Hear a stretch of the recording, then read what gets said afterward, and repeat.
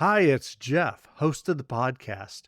Imagine a world where planning your books is as fun as writing them, where plotters plot in heroic harmony and pantsers organize without overwhelm. Here's the thing, that world exists. Plotters and pantsers alike love the visual outlining and story Bible software Plotter, now available both online and as a web app. Named the #1 outlining app for productivity by Kindlepreneur, Plotter turns outlining and organizing your books into the creative process it's supposed to. Visit plotter.com/RW today. That's PLOTTR.com/RW today and experience the difference yourself. Welcome back to the Reading and Writing Podcast. My guest today is A.K. Frailey, author of the novel Old Earth Melchior Encounter. A.K., welcome to the podcast. Thank you. I'm glad to be here. Sure. Well, if someone listening hasn't yet heard about your new novel, Old Earth Melchior Encounter, how would you describe the novel? Well, it's a fifth in the Old Earth Encounter series. And the story originally starts way back in primeval history with Old Earth Aram Encounter, which is in the land of Ur before really recorded history. And it works its way for the first three novels, Aram, Ishtar, and Neb, through that epic of human history. Then it jumps into Georgios, which is the first century Britain and the Celtic lands there. And there's a whole story with him. He is a descendant of the first generations that we talk about. And then Melchior is in the 5th century. So he's another leap in the human trajectory of history and cultural advancements, events, and all of that. So Melchior is a man who's living in Britain right after the Romans have left. He's a landowner who has become impoverished because it's a time of kings and conquests and Anglos and Saxons and the warring parties. And so it's a combination of a man's story, raising his family as a widow, trying to hold his bit of land together in a world of conquest, dealing with the king who's in a usurper, and then also at the same time, a man who's lost family, who's suffered personal loss, and then his son is accused of murder. And it's a whodunit. Who really did this crime? Who committed this murder? So there's a bit of a mystery. There's also a bit of romance in that his daughter is approached for marriage by one of the landowners, the king himself, and she doesn't want to. So what does a good woman do in this situation? So it's a combination of historical fiction, and then there's the whole science fiction aspect that is continued on through the whole 5 books of a watching universe who's evaluating humanity's growth and development because, of course, they're hidden from us, and they know that, but some of them want to reap the benefits of the planet Earth. And do they have the right to do that yet? Is humanity worth being protected? And so there's a bit of a struggle going on between the alien forces there. So it's a multidimensional story, but it culminates in Old Earth Melchior Encounter. Well, I'm curious, do you remember the original idea or impetus that led you to write the Old Earth series and now your latest novel, Old Earth Melchior Encounter? Well, the original story was just historical fiction. When I first wrote the original 3, actually the original 5, I wrote them as only historical fiction novels. And it was basically, I was looking at how does humanity deal with death? How does humanity deal with the unknown, the supernatural, the formation of religion, this idea of a one God? Where did that come from? And how did people react to that, not only personally, but culturally and society? How does that play out in the long view? So that was the original struggle. And it wasn't so much me telling anybody this is how it looks or this is how it's supposed to be, but more a what if this family lived and they had to deal with these, wars, death, pestilence, just the tragedies of life. How do they handle that? And as they develop, how do they systemize that? And how about the people who are slave raiders and don't care and they want to get as much as they can get? So that's the original story. Now, in 2016, I went back, I looked at the story and I thought, I could do better. And I got a master's degree in creative writing for entertainment through Full Sail University. And their emphasis was very much on storytelling for the movie and television medium, which made me start to look at science fiction and how to retell a story, but from a wider perspective. So I rewrote the original 5 stories, and I brought them into a science fiction world where they're not alone. Humanity probably has never been alone, and yet how would we look from the outside? So that's kind of where it developed from the original. Well, what was your initial writing journey that led you to writing your first stories and getting your first novel published? Well, the very beginning, actually, my husband and I had both lived in cities, and we moved out to the Midwest, and we started having children, and we both were educators, and we decided to homeschool. And in that homeschooling journey, I, as a Catholic, my husband actually was the one who got me into it, was The Lord of the Rings and The Hobbit and all of that, all of Tolkien's works. So I started reading those and reading them to the kids and talking about how characters symbolize for us our journey, our experiences, our vices, our virtues, and all of that. So my husband said, you're doing some pretty interesting stuff here. Why don't you put that in a book? So I did, and it's a nonfiction work. It's called The Road Goes Ever On, A Christian Journey Through the Lord of the Rings.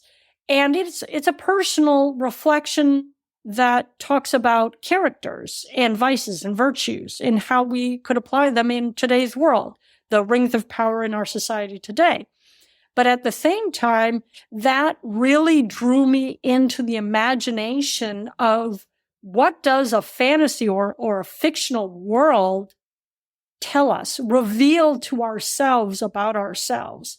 And that's what really got me looking back into where's the beginning here? What does the beginning look like? When did human imagination kind of take that spark of self-reflection and begin to decide or think they knew who they are in relation to creation in general, creation stories, ourselves as beings of worth, that we started creating laws, rules of behavior.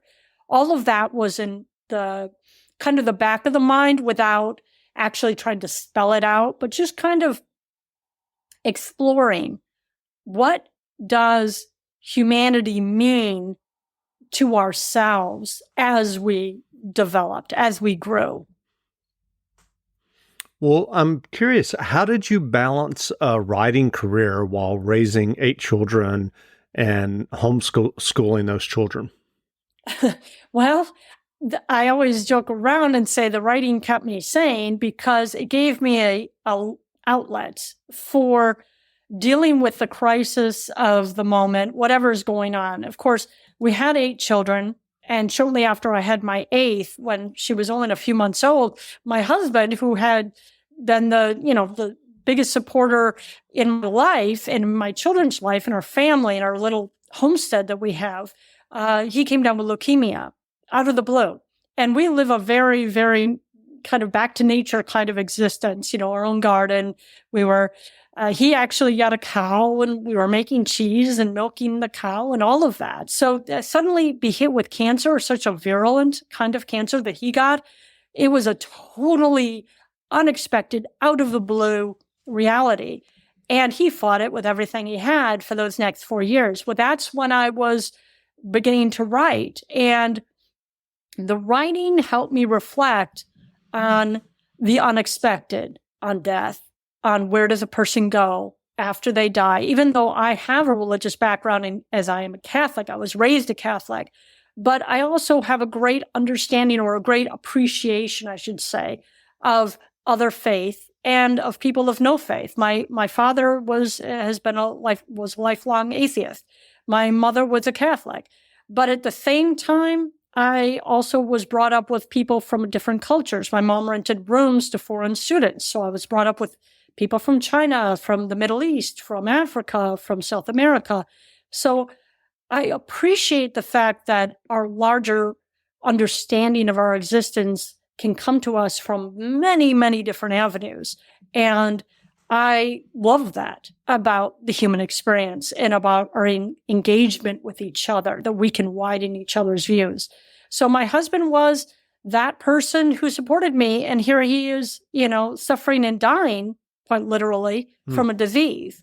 But the books, the writing, gave me a place through characters, not to tell anybody, this is how it's done, or this is how you're supposed to deal with this, but more to reveal to myself, to reveal through characterization all of our joint struggles, to deal with the unexpected, to deal with the tragic, to deal with the Balrogs of our lives, those monsters in the closet that come out at night and haunt our sleep, that really we do have to deal with. And we have to get up in the morning, we have to go to work, we have to take care of our families, we have to do the necessary jobs.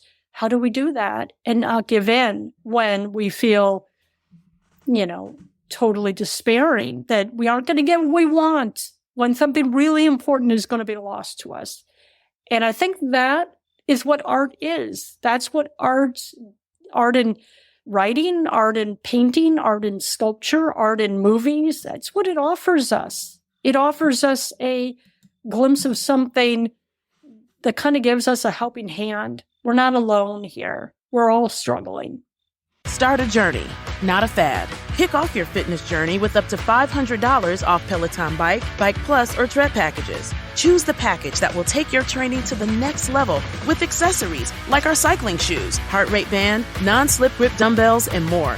Join now and you'll see why 92% of households that start the year with Peloton are still active a year later. All access membership separate. Offer ends January 8th, 2023. Excludes Bike, Bike Plus, and Tread Basics. See additional terms at onepeloton.com. It's a season of giving back. That's why Kia is expanding our partnership with St. Jude Children's Research Hospital and making a donation for every eligible new car purchase during the holidays through Kia's Accelerate the Good program. Kia, movement that inspires. Kia will donate $8 for every new Kia vehicle that is purchased or leased at authorized Kia dealerships and delivered to retail customers between November 11th, 2022 and December 31st, 2022, with a guaranteed minimum donation of $1 million to St. Jude Children's Research Hospital. See kia.com/season of giving back for details. Well, I'm curious about your writing process as you're working on a novel. Do you outline the novel extensively, or do you dive into the narrative and just see where it takes you? Well, originally it was very much character-based. I had a character, and I really liked this character, and I was taking him on a particular journey. There was an end point, but I had no idea how we were going to get there. And then new characters would intrigue me, and they would come out. So one of the things I started to do early on, and you'll see it on my website, akfrailey.com, is on Fridays, I used to have just short stories or background stories. Now I have poetry and I have stories and I have book excerpts. But those stories basically were character background stories where I would write some conflict that this character was going through, was working out. And it gave me an understanding of who this character was.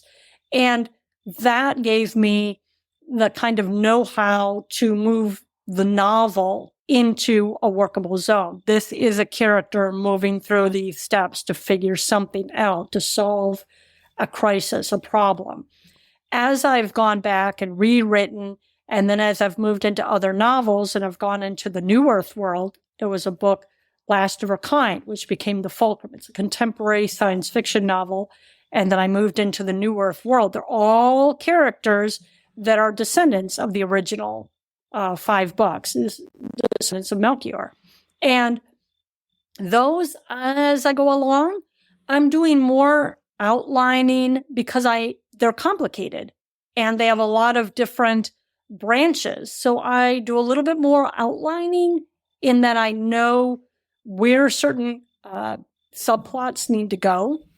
And then at the same time, I have more of a sense of that I really, really need to hammer down the environment. Science fiction, you got to hammer that environment because otherwise readers are left going, I don't know where you are. I don't know what this looks like.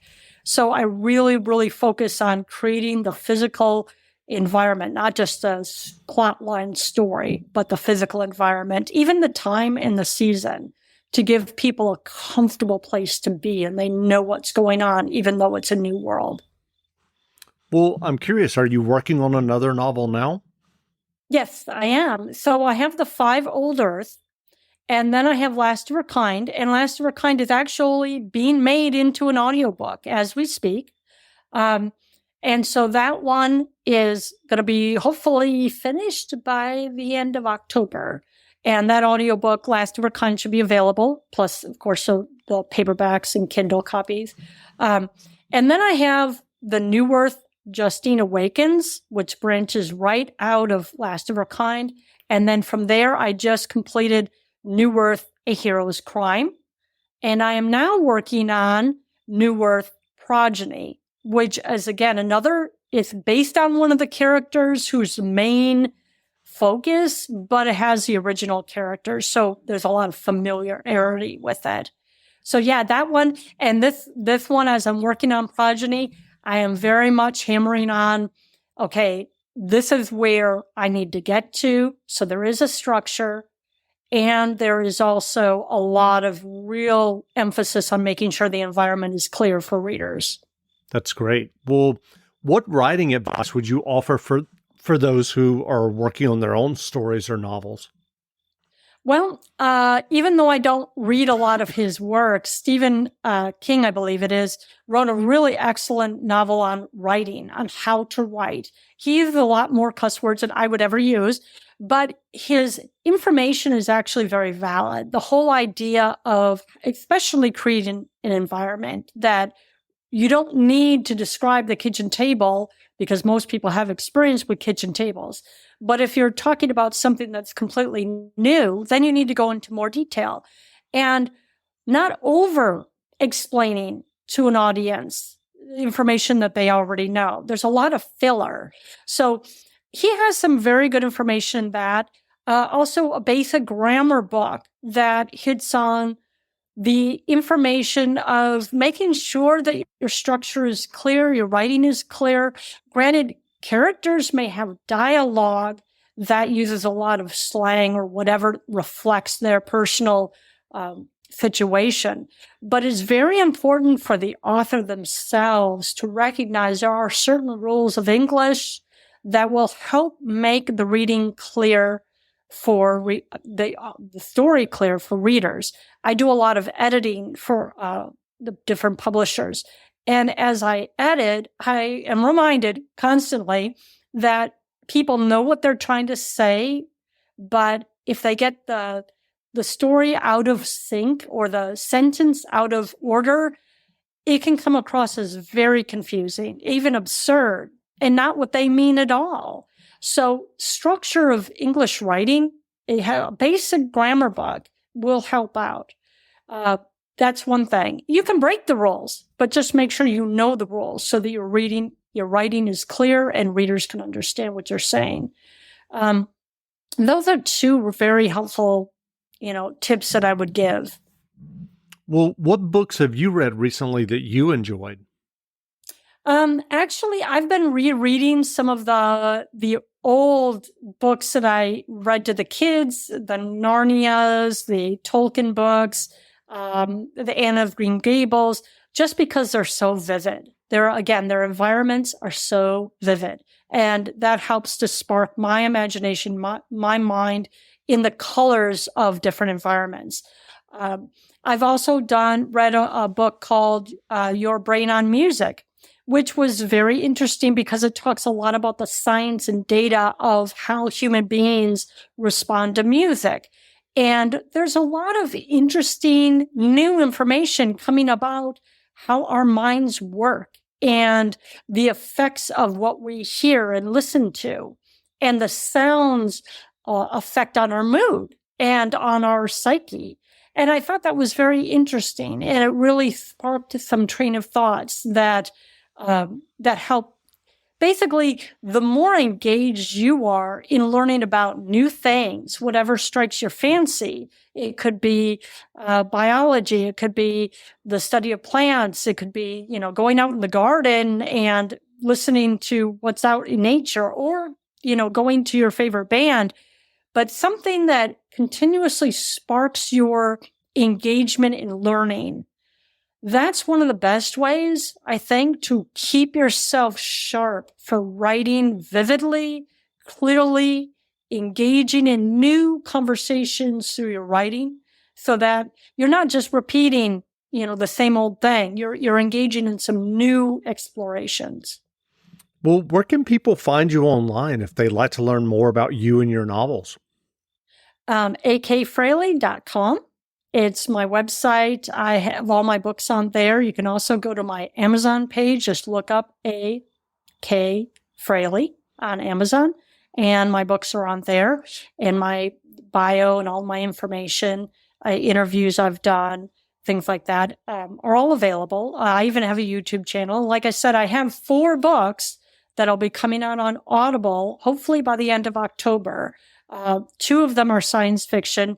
Homestead, it's a standalone, and then Last of a Kind. I also have the two nonfictions, which is The Road Goes Ever On, A Christian Journey Through the Lord of the Rings, and then I have a self-reflection book that is about my personal journey raising kids as a widow in a homeschooling environment. It's called My Road Goes Ever On, Spiritual Brain, Human Journey. So those are all available, and they'll be all on Audible pretty soon. That's great. Well, again, we've been speaking with A.K. Frailey, author of the new novel, Old Earth Melchior Encounter. The novel is on sale now, so go buy a copy. And A.K., thanks for doing this interview. I appreciate it. Thank you so much, Jeff. Have a wonderful weekend. Wonderful.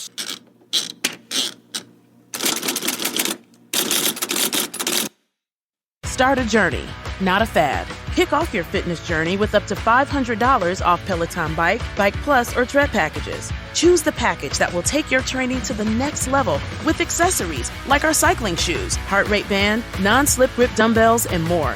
Join now and you'll see why 92% of households that start the year with Peloton are still active a year later. All access membership separate. Offer ends January 8th, 2023. Excludes Bike, Bike Plus, and Tread Basics. See additional terms at onepeloton.com. Did you know Nissan EVs have traveled 8 billion miles? Just a quick trip to Pluto and back. And what did we learn along the way? Well, that an EV can take on the world, like the Nissan Leaf. It can move racing forward and take your breath away, like the all-new Nissan Ariya. We learned to make EVs that electrify. 8 billion miles driven by Leaf owners globally since 2010. Ariya not yet available for purchase. Expected availability late fall, subject to change.